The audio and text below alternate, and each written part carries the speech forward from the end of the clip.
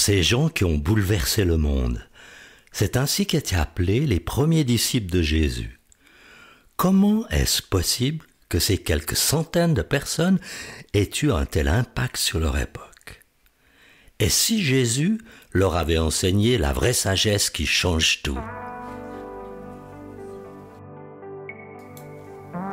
Bienvenue sur Allô la vie, le podcast qui te dit tout sur le Jésus de l'Évangile, cet Évangile qui bouleverse depuis 2000 ans des millions de vies, dont la mienne.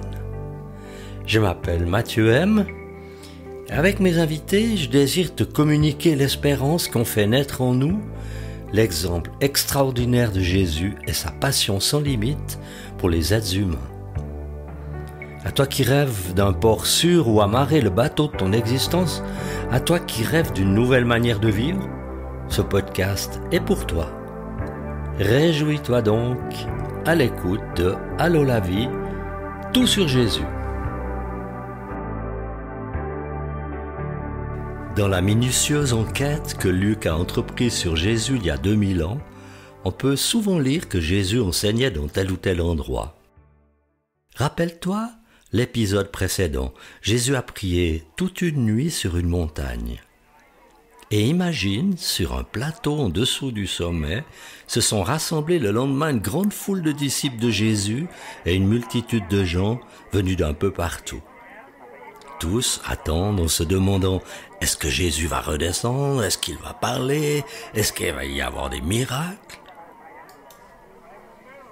Ça discute, des enfants jouent, les retardataires s'installent. On n'est pas entre les quatre murs d'un édifice sacré, mais en pleine nature. Le soleil brille déjà, la vie normale, quoi. Tout à coup, un murmure parcourt la foule. Le voilà. Tous les regards se tournent vers Jésus qui descend de la montagne avec ses apôtres. Il se place un peu en surplomb de manière à ce que tous les gens puissent bien le voir et bien l'entendre. Petit à petit, la rumeur se dissipe et Jésus se tourne vers ses disciples en annonçant « Heureux vous qui êtes pauvres, car le royaume de Dieu est à vous.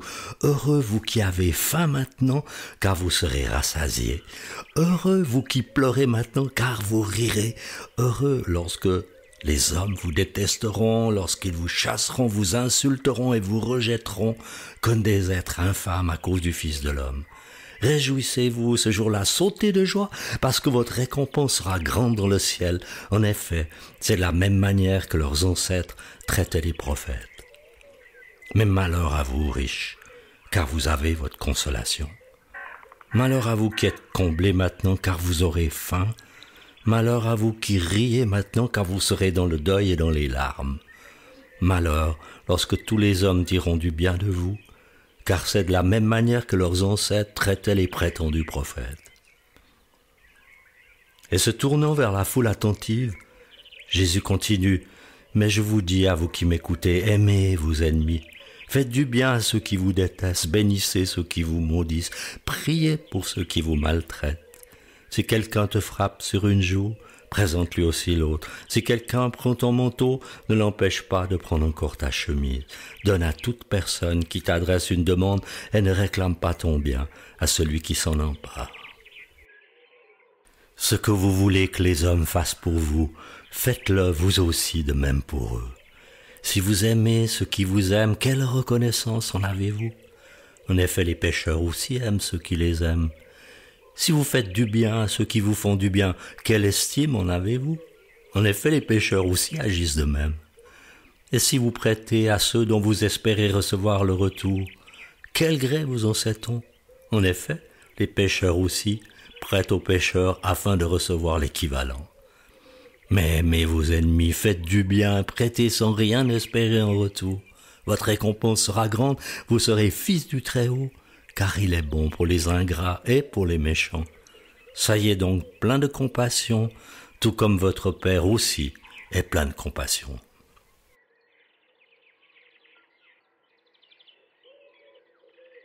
Peut-être qu'à cet instant, tu peux voir un grand étonnement naître sur le visage des gens qui entendent ces paroles. Peut-être qu'à toi aussi, certains points te posent problème. Jésus parle de ce qui rend heureux ou malheureux. et aussi d'une nouvelle manière de vivre. Il n'est pas venu établir un nouveau système ou une autre religion, c'est une nouvelle mentalité qu'il crée dans le cœur des gens par son enseignement. La logique de l'amour remplace la logique de la haine. La logique de la compassion remplace l'instinct humain de vengeance, de violence. Les promesses d'un royaume de Dieu éternel en faveur du croyant remplacent la satisfaction immédiate des désirs et des ambitions terrestres. L'Esprit de Dieu dirige la vie plutôt que la pente naturelle des humains. J'ai longtemps réfléchi à ce que l'enseignement de Jésus allait impliquer dans la vie du disciple et comment cela allait influencer sa manière de vivre. J'ai même hésité parfois à en parler jusqu'au moment où l'évangile de Luc m'a sauté aux yeux. Les nouvelles pratiques que Jésus enseigne à ses disciples vont à contresens de la façon d'agir naturelle. En premier, elles vont donc avoir une influence sur la vie du disciple, mais pas seulement. La vie de l'autre en face sera aussi touchée.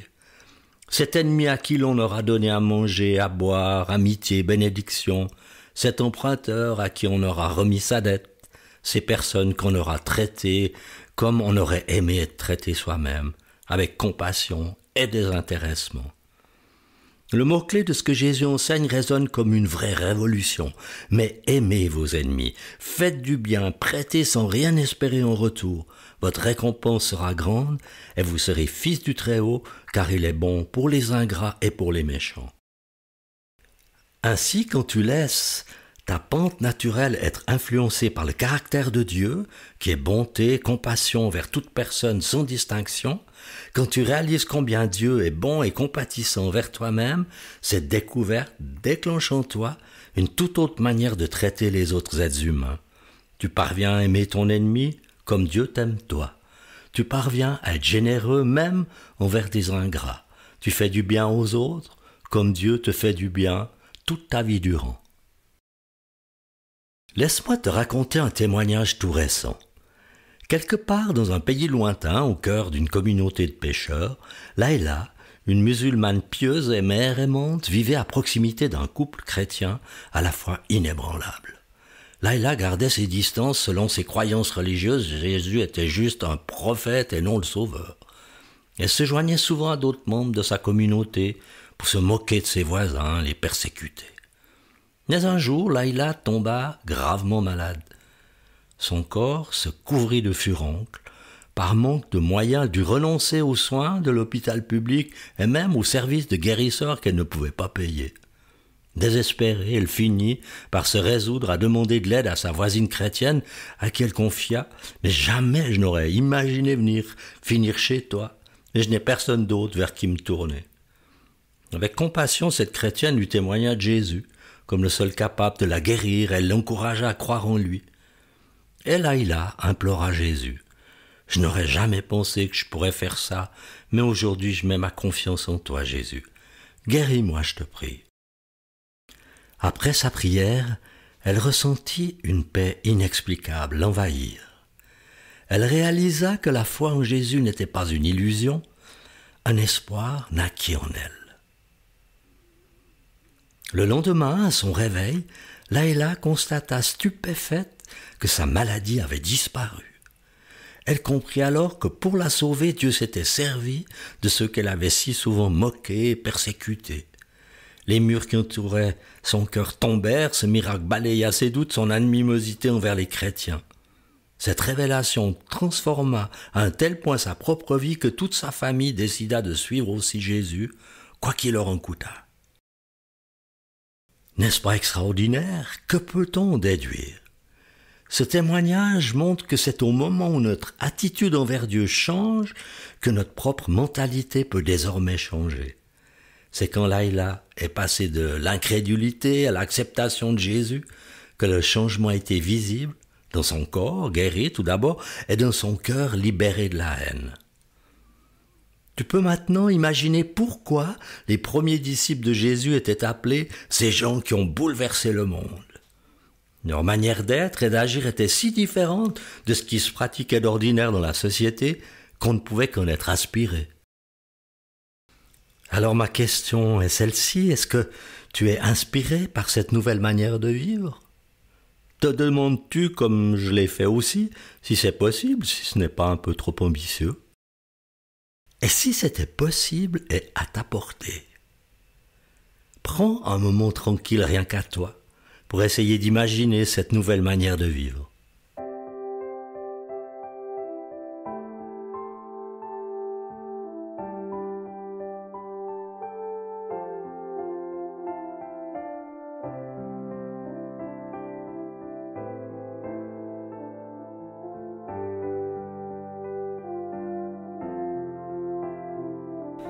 Voilà, cet épisode est terminé. Je t'encourage à le partager à d'autres personnes. Et le prochain épisode portera sur la suite de ce que Jésus a enseigné il y a 2000 ans. Ce sont des préceptes spirituels qui impactent les êtres humains encore aujourd'hui. Alors, à bientôt sur Allô la vie, tout sur Jésus.